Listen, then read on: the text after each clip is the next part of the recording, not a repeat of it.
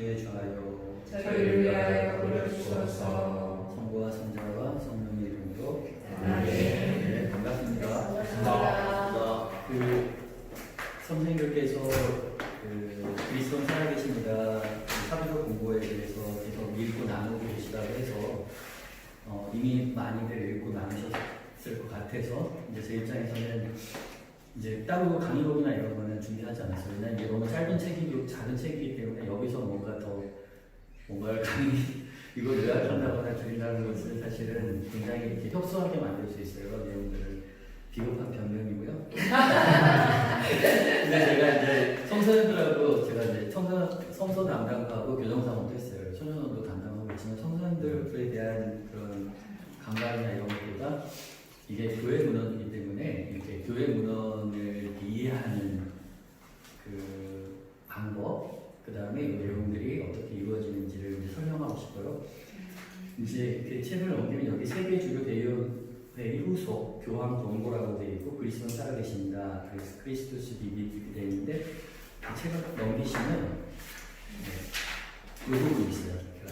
라틴어로 쓰게 되어 있는 부분. 그러면 이게 이제 훨씬 좋아요.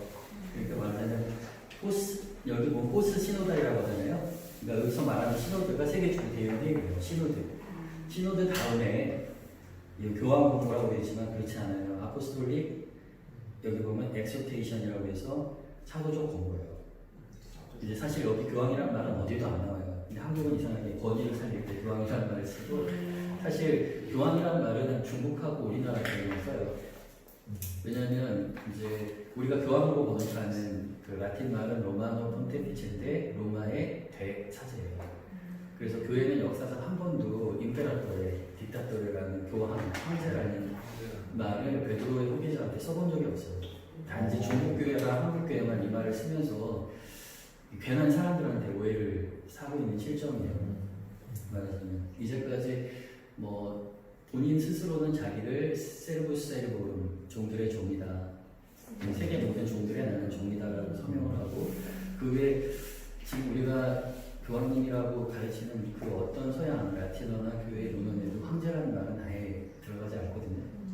근데 단지 이제 중국의 가톨릭 교회가 전파될 때 이제 중국이 황제니까 이제 저희 이제 로마의 주류를 말하자면 황제라고 교회의 황제라고 표현하면서 이제 중국 교회하고 우리 교회가 황제라고 교황이라는 말을 쓰게 되고 중국 황제도 이제 로마에 서신을 보낼 때 붉은색 비단에 금색으로 황제를 바치는 이제 서한을 보내는 게 되죠. 그리고 아시겠지만 말하자면 원래 이름은 시노드 후속 사도적 권고이고 그 이름이 크리스투스 비빗인데 우리 교회 문헌은 어떤 문헌이든 그 문헌의 첫머리에 그 전체를 종합하는 단어를 집어넣는데 이것은 꼭 교회의 관습이라기보다는 라틴어 문학의 관습입니다. 그러니까 라틴어의 문학은 언제나 맨 앞에 그 핵심이 되는 단어를 집어넣기 때문에 이 책들을 아우르는 가장 중요한 것이 크리스투스 비빗이고 왜인지는 나중에 캐릭만 설명하는 데 나와요. 그리고 여기 보면 홀리파더라고 되어 있는데 바로 거룩하신 아버지, 그러니까 한자로 쓴 성부예요. 근데 여기서 중요한 게 뭐냐면 이제 우리가 저희 제주교회에서는 교종님이라고 해요. 근데 이제 교황님을 근데 이제 우리가 로마노 폰테피체 이건 직무고 호칭을 할 때는 그렇게 서양 호칭이 따로 있거든요. 근데 다른 사람들은 추기경은 eminence, your eminence, 그다음에 주경은 your excellency.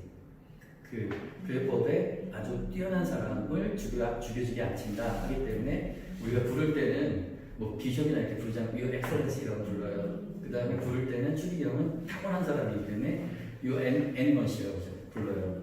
근데 교종님과 교황님은 your holiness라고 부르거든요. 왜냐하면 여기서 이제 제가 굳이 이런 걸 설명하는 이유는 이렇게 세계주교 대의원을 한 다음에 교황님의 이름으로 문서가 나오는 것은 그 자체로 성령께서 함께 하시는 교회에 성령께서 우리에게 주시는 메시지다. 그 자리가 거룩하다는 거예요. 사람이 거룩한 게 아니라. 그래서 우리가 이 문헌을 일단 받아들일 때 어떤 입장으로 받아들여야 되냐면 지금 우리 교회를 이끄시는 성령께서 교황님을 통해서 우리에게 뭔가 메시지를 전해주고 계시다. 왜냐하면 사도 바울의 서간이 그냥 사도 바울의 서간이 아니라 그 당시 초대 교회를 이끄셨던 성령님께서 사도 바울을 통해서 교회에게 전달했던 메시지거든요. 말하자면. 그래서 이 세계 주교 대의원회라는 것은 아주 전체 에큐메니컬 공의회를 제외하고는 교회의 최고 회의 기관이에요. 말하자면 정기 시노드거든요. 그래서 최근에 정기 시노드가 주제를 정리해보면 처음에 가정이었고 그 다음에 바로 이 청소년 문제였고 그 다음에 생태였어요. 자 보십시오. 지금 현대 세계에 제일 무너지는 게 혼인 문제예요. 가정 문제. 다 해체되고 있거든요. 시급한 문제니까 마치 제2대 예루살렘 공의회처럼 유대인들 이제 새로 그리스도교로 개종하는 사람들에게 할 일을 받게 할 것인가 굉장히 시급한 문제였기 때문에 모여서 회의를 했죠. 혼인과 가정의 문제, 이혼하고 재혼하는 사람들이 많아지는데 영성체 문제 이런 것들이 불거지니까 세계 주교 대의원회에서 다뤘던 거예요. 그 다음에 지금 뭐예요? 청소년들이 신앙을 달려가고 있잖아요. 그리고 자꾸 이 인문학적이거나 아니면 좀 이런 부분에서 멀어져서 정말 현세적인 쪽으로 흘러가고 있잖아요. 시급한 문제니까 세계 주교 대의원회에서 다뤘던 거예요. 그 다음에 생태계가 굉장히 위급하고 파괴되고 있으니까 말하자면 생태계 보존과 관련된 아마존 시민들을 했던 거예요. 그러니까 사실 이것을 이 과정을 제가 설명해 드리면 이 문화를 이해하는 게 좋아요. 그러니까 세계 주교 대의원회는 그냥 갑자기 주교 모임이 아니라 전 세계 원래 성령의 뜻은 평신도들한테서 나타난다고. 그러니까 평신도들이 어떤 생각들을 갖고 있는지 주교님들을 통해서 계속 전달돼요. 그래서 그냥 교황님이 세계 주교 대의원회 이걸로 하겠다가 아니라 수없이 많은 그 주교님들의 건의를 받아들여서 주제를 정하게 돼요. 그 안에 성령께서 함께 하시는 거예요. 그냥 개인의 판단이 아니라. 왜냐하면 우리가 센수스 피데이라고 해서 신앙 공동체 전체에서 나타나는 어떤 공동의 신앙의 감각은 성령의 이끄심이다. 거기에는 오류가 없다. 보편 가톨릭 교회 모든 신자들이 혼인과 가정의 문제가 심각하다는 걸 느끼는 거나 아니면 청소년 사목의 굉장히 신선 신앙의 문제라고 느끼는 거나 생태계 이런 것은 성령께서 우리에게 불어주신 바람이에요. 그러면 그렇게 모여서 주제가 결정되면 그냥 회의를 하는 게 아니라 이 준비위원회에서 설문조사를 했잖아요, 이거는. 그러니까 이 신호들을 위해서 다양한 준비 작업을 합니다. 그래서 준비 작업을 해서 의안집이라는 게 나와요. 이 회의 때 이제 우리가 다뤄야 될 중요 주제들. 그래, 의안집이라는 게 나오면 그 의안집을 갖고 배당을 해요. 거기에 오는 교부들, 이제 주교님들에게. 그리고 주교님들이 그냥 무턱대고 참가하는 게 아니라 어느 부분에 대해서 내가 가서 발표하게 되는 걸 가지고 가서 전체 모여서 모든 주교님들이 오신 분들이 짤막짤막하게 거기에 대한 나의 생각들을 다 발표하고 다 듣는 시간을 갖습니다. 그리고 그걸 마무리하게 되면 그 다음에 전체가 다 함께 모여서 논의하면 어렵잖아요. 그러니까 그 말하자면 작업 그룹을 나눠요. 그룹을 나눠서 그룹별로 다 작업을 해요. 그런 다음에 다시 또 모여요. 다시 또 모여서 각 그룹별로 발표한 것을 여기 번호가 나오는 이유가 이 번호 하나하나 띄우면서 의견을 물어서 투표를 해서 통과하면 채택되는 거고 문제가 있으면 수정하고 아니면 사라지는 거예요. 네. 그래서 그렇게 해서 그게 다 모아지면 그걸 뭐라고 하냐면 최종 문헌이라고 합니다. 신호도 최종 문헌. 보통은 신호도 최종 문헌이 이제까지는 감춰져 있었고 그것과 관련해서 신호도 최종 문헌을 딱 교황님께 올리면 교황님께서 그것을 다 반영한 다음에 이런 사도적 권고로 신호도 결과를 전 세계 보편교회 사도자에서 교황님의 이름으로 전파하는 것입니다. 그렇게 작업이 이루어지기 때문에 교황님 권고의 구조라는 게 워킹 그룹 그 작업들 순서대로 들어가 있어서 주제들이 딱 나뉘어요. 장들을 보는 맞아요.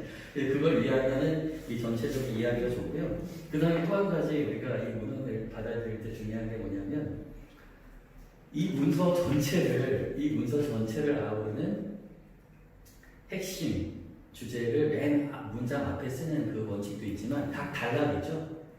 각 단락도 맨 단락의 첫 문장이 그 단락의 핵심이에요. 그래서 따로 요약을 할 필요가 없어요.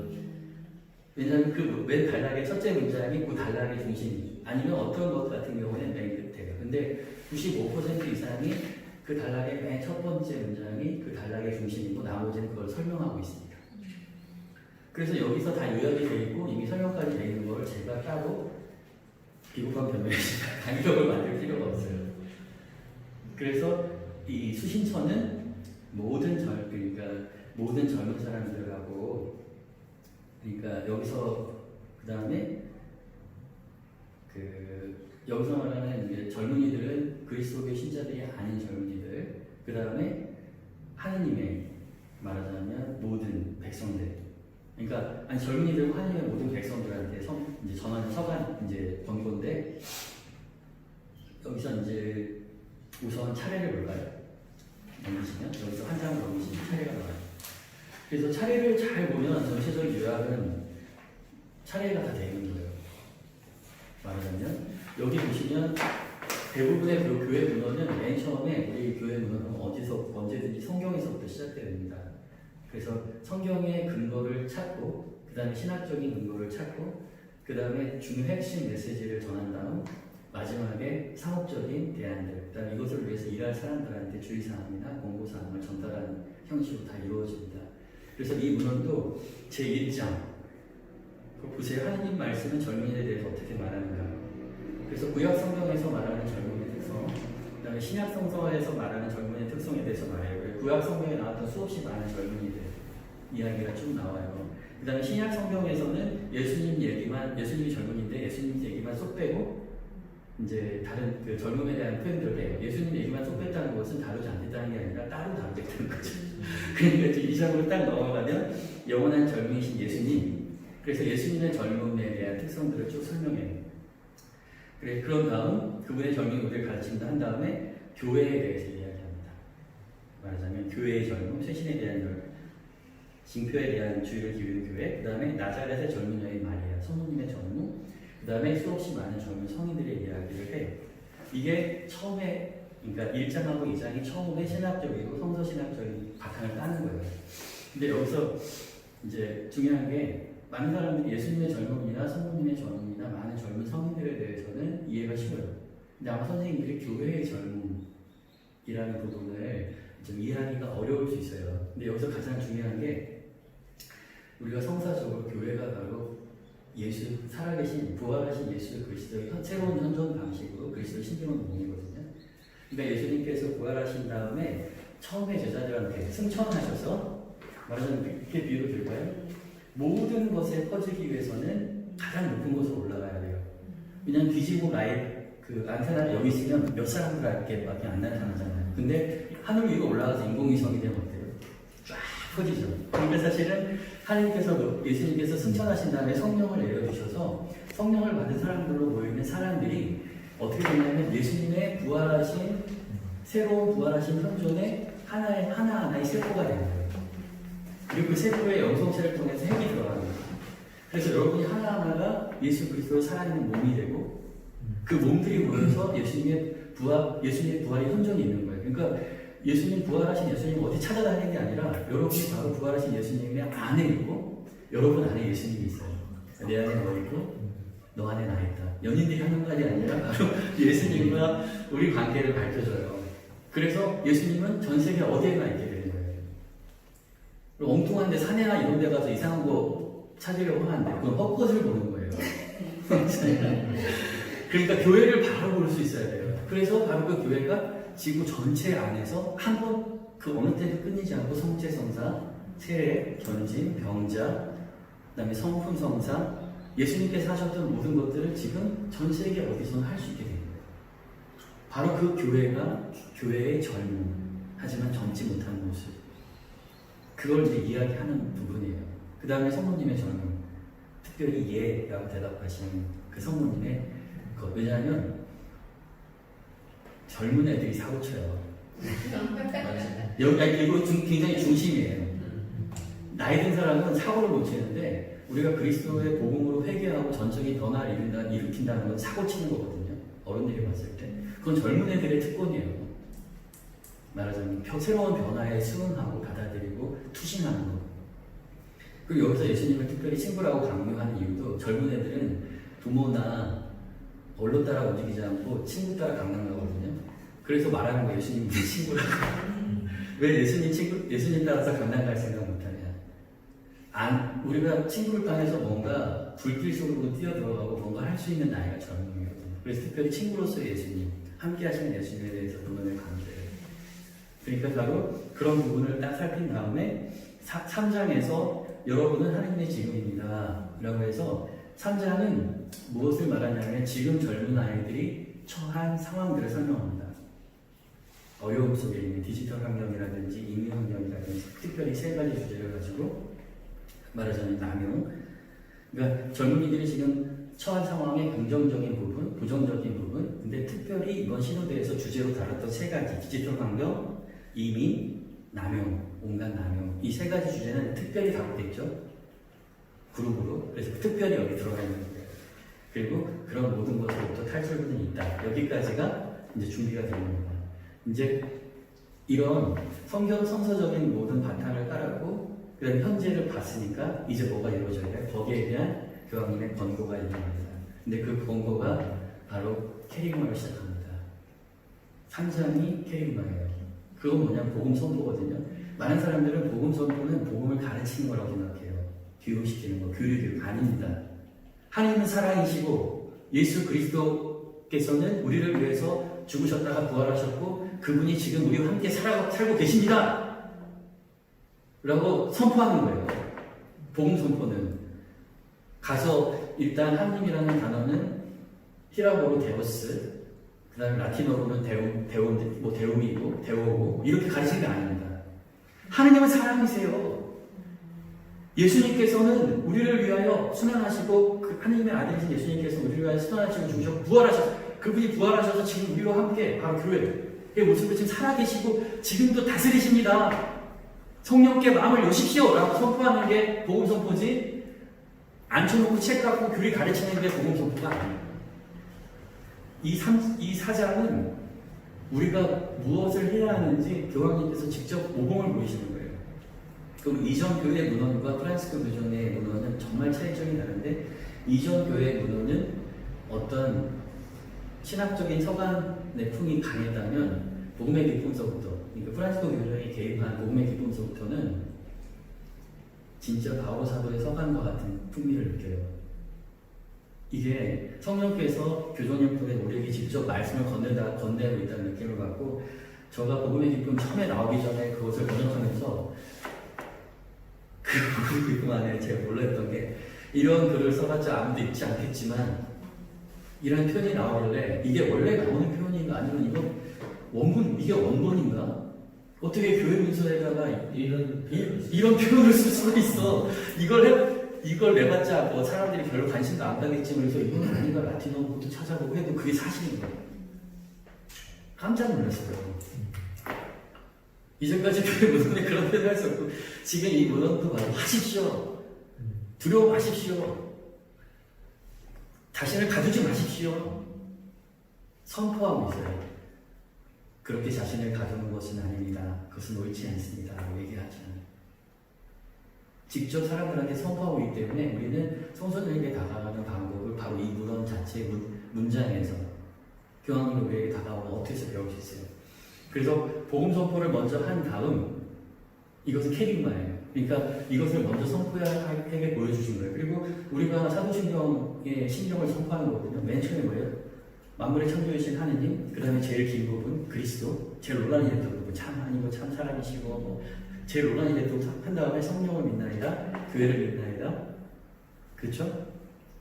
그 다음에 그 죄를 말하자면 죄를 씻는 세례와 영원한 삶을 믿나이다. 이걸 선포하는 거예요. 이렇게 해놓습니다. 여기 계속적으로 말하자면 엉뚱한 거 아니 엉뚱하진 않죠. 막 교리 지식이나 뭘 가르치느라고가 아니라 모든 우리의 그 사도적 활동의 핵심은 바로 이 우리에게 주어진 이 기쁜 복음을 선포하는 것이지 뭔가를 막 논의하고 공부하고 가르치는 게 아니라는 것을 강조하고 계세요. 그런 다음에 젊음에 기획해서 바로 5장이 4장은 복음 선포를 하신 거고 왜냐하면 당시 스스로 모범적으로 5장에서 뭔가 공부하기 전에 먼저 복음 선포를 캐리건을 하신 거예요. 이걸 먼저 해야 되니까. 그 다음에 바로 5장이 권고입니다. 지금 우리 그 교부들이 다 모여서 회의한 다음에 우리 지금 젊은이들한테 주는 권고예요. 그리고 내용을 잘 보시면 젊은 아이들한테 하고 있거든요. 그래서 사실 이거는 여기 쓰여 있어요. 카톨릭 교회 젊은이들과 네? 전 세계의 모든 젊은 사람들에게 수신이. 근데 막상 젊은이들은 아니고 젊은이들을 가르쳐야 되는 사람들이 있고 있어요. 어른들이. 젊은 아이들한테 보낸 서간인데 벌써 접근이 달랐어요. 이거 젊은 애들한테 보낸 거니까 걔들이 있고 자기를 깨우쳐야 되는 거고, 여기 공고 보면 젊은 아이들한테 하는 말이에요. 젊은 아이들을 가르쳐야 되는 교사들한테 하는 말은 맨 마지막에 8장이나 9장에서 젊은 애들과 공부하는 사람들이 안 내고 나머지는 다 젊은 아이들한테 하는 거예요. 그 다음에 6장으로 가면 뭐냐면 새로움과 새로운 변혁으로 가되 전통이나 원로들과의 관계를 끊지 말라. 뿌리가 있어야 된다. 그래서 그것이 조화를 이루어야 된다. 왜냐하면 이것은 예전에 교수님께서 이미 작업했던 작업 결과가 있기 때문에 그게 들어간 거고 당부예요. 왜냐하면 젊은 아들한테 변화, 혁신, 퇴신만 강조하면 안 되고 균형을 잡기 위해서 전통과 항상 연결되어 있어야 되고 말하자면 그 올바른 것 안에 있어야 된다는 거죠. 그러니까 핵심은 뭐예요? 젊은 아이들한테 다가가서 우리는 젊은 아이들처럼 자라는 게 아니에요. 젊은 아이들한테 다가가서 그 젊은 아이들을 맞게 그 아이들을 복음의 길로 이끌어가는 거지.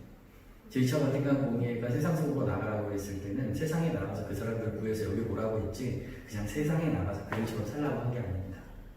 근데 많은 우리 뭐 저부터 아니면 많은 사람들이 세상에 나가서 그냥 세상이 됐어요. 그게 아니에요. 여기도 마찬가지예요. 그 다음에 청년 사목을 하는 사람들에게 당부하십니다.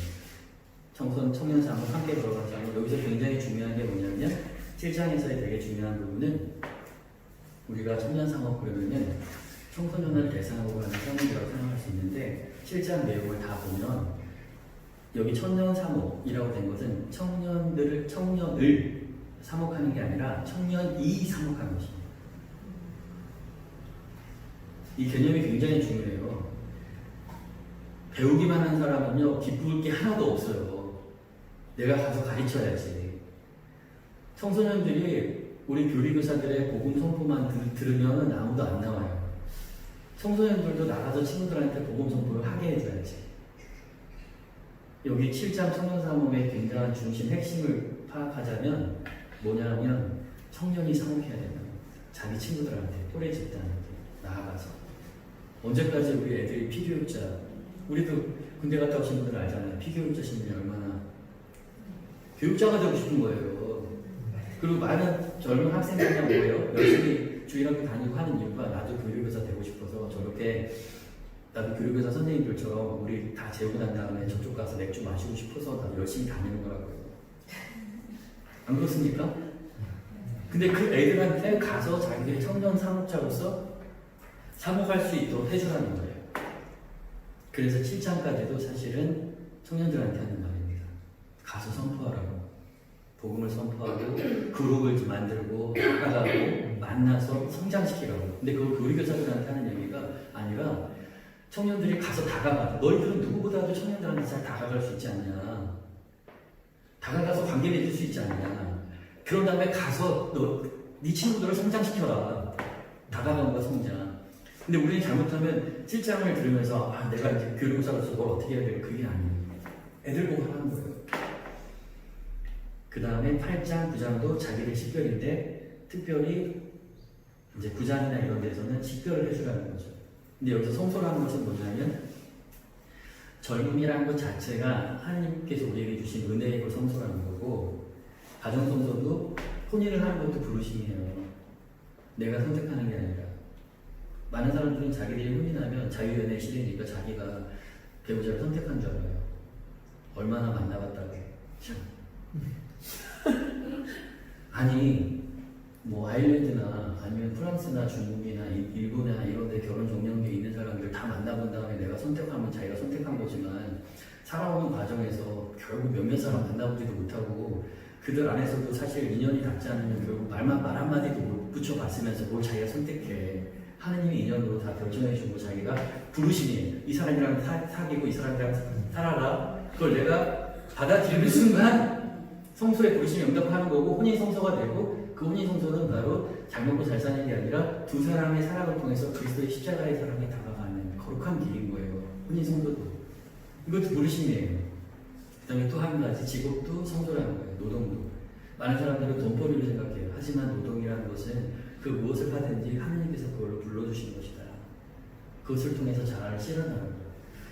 솔직히 말하면 노동에 대한 가치에 대해서 그리스도가 말하는 하느님의 창조하셨지만 지금도 창조하고 계신 하느님의 놀라운 창조 사업에 내가 소명을 받고 협력하는 것으로 노동을 생각하면 그 사람이 아무리 허드렛 일을 하고 있어도 그 마음으로 하고 있으면 그 사람은 고귀한 성소자인 거고 아무리 존귀한 일을 하고 있고 돈을 많이 벌어도 돈벌이를 하고 있으면 정말 보잘것 없는 사람이에요.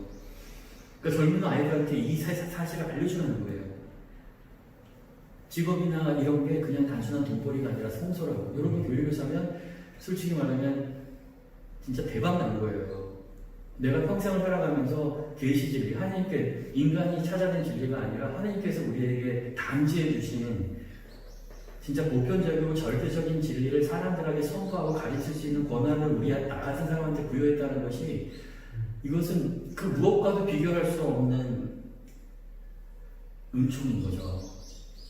그냥 돈벌이를 위해서 하루하루 살아가는 게 아니라 하나님이 살아계시고 그리스도께 살아계시고 모든 사람들을 이 세상의 유혹이나 이 세상에 갇혀있는 사람들을 구원해서 해방시키라는 명령을 따르는 거예요. 교도소에 갇혀있어도 이 세상에가 아니라 하나님께 마음을 둔 사람은 자유롭고요. 아무리 자유로운 사람도 이 세상의 명예, 권력, 돈, 육체적인 열망에 사로잡힌 이는 거기서 한 발자국도 빠져나오지 못하고 그것에 헤매다가 결국 모든 걸 잃고 죽어가게 돼요.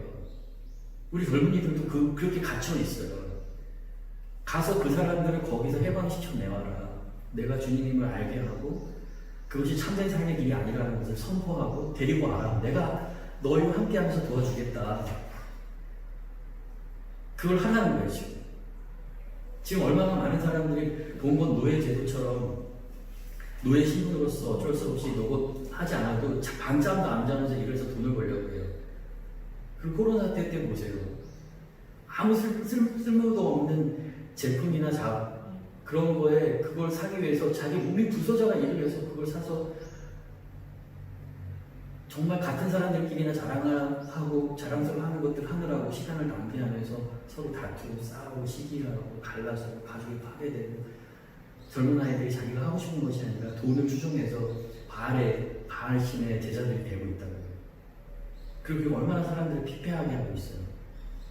목소리가 들리는 거예요. 내 백성의 아우성을 들었다. 모세에게 말한 것처럼 저 파라오의 권력, 세상의 권력 가운데 내 백성을 끄집어내라. 구해내겠다. 말하잖아요. 그게 성소입니다. 노동이라는 것도. 그리고 특별한 충성의 성소, 그것을 위해서 삶을 바친 저희 사제나 수도자 성소들에 대해서 얘기하고 이제 9장은 그것을 실현하는 방법에 대해서 이야기해 줍니다. 말하자면. 그래서 이 문헌은 전체적으로 그런 구조로 되어 있습니다. 간략하게 제가 이제 목차를 통해 설명해 드렸어요. 그러면 하나씩